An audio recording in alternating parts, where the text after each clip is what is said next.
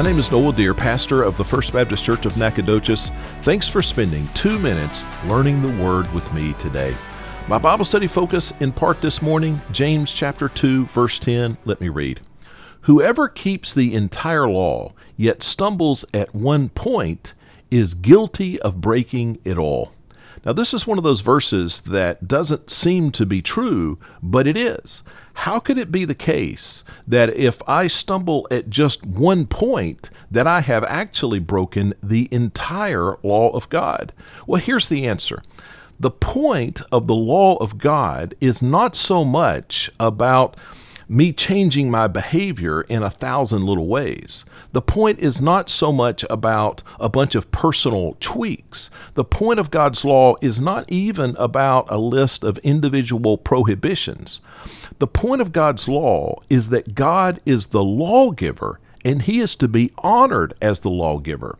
And the way I honor God is to embrace and respect His authority by embracing the entire law.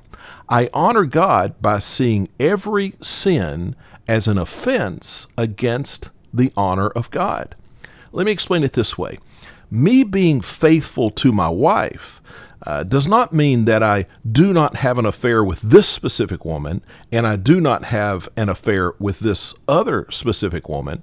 In fact, if I do not have an affair with 99 specific women, but I do have an affair with one, I have not been 99% faithful to my wife.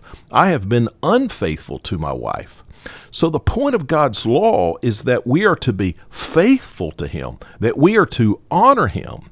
And in a sense, there's really only one law, right? To honor God. And so when I break any part of this law, I have broken the fundamental law to honor God. So how should I approach God's law? Well, by honoring God, by honoring His law at all points, by looking for ways to be fully obedient instead of just partially obedient, and by not holding some area of life as my little area of pet sins and feeling okay about that because I'm obedient in other areas. We must learn to lean on the forgiveness of Christ and then to honor God by seeking to keep all His law. May we grow in our faith as we learn God's Word.